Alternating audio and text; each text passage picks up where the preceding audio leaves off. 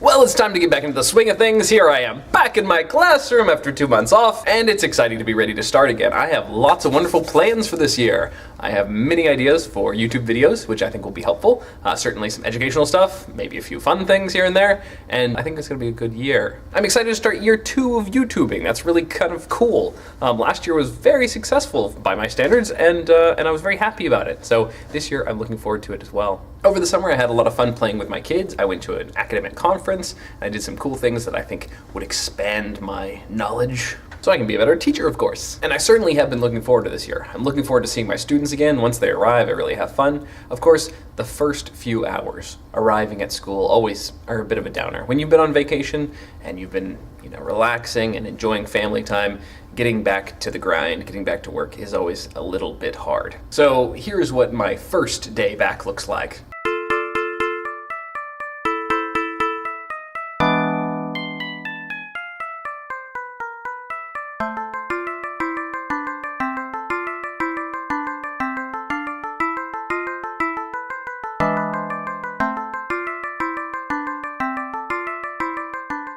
And here's what I look like when the students finally show up.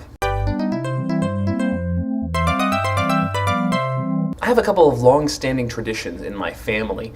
They go back to when I was a middle schooler. And I think tradition is important. It helps to us to remember our past and helps to link us to each other. There's a tradition that my sisters and I both had when we were in school. The very first day of school, we would scream all the way from our house to school in the car. Mom really hated it. And being a person who loves traditions, I try to keep this tradition alive every year by screaming all the way to school on the first day.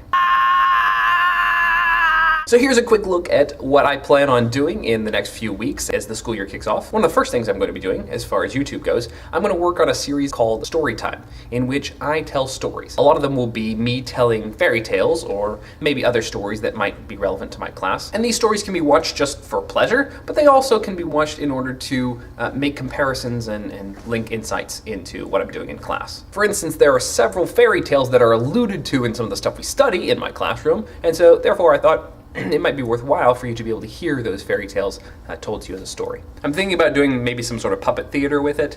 I have a couple of ideas. We'll see how it goes. Also, because I love Shakespeare, I'd like to do a series of videos talking about different Shakespeare plays to give you an overview of what they are. So if you've never read a whole lot of Shakespeare, you can kind of get a taste of a lot of the plays. Or if you plan on reading a play, but you want an overview of it or a couple of ideas from it, you can watch one of my videos. Or if you're already reading one of the plays, they can help you to understand it more richly. So you can expect to see a lot of excitement, you can expect to see a lot of bad singing, and you can expect to see a lot of wonderful literature. I hope you have a great year. I know I'm going to.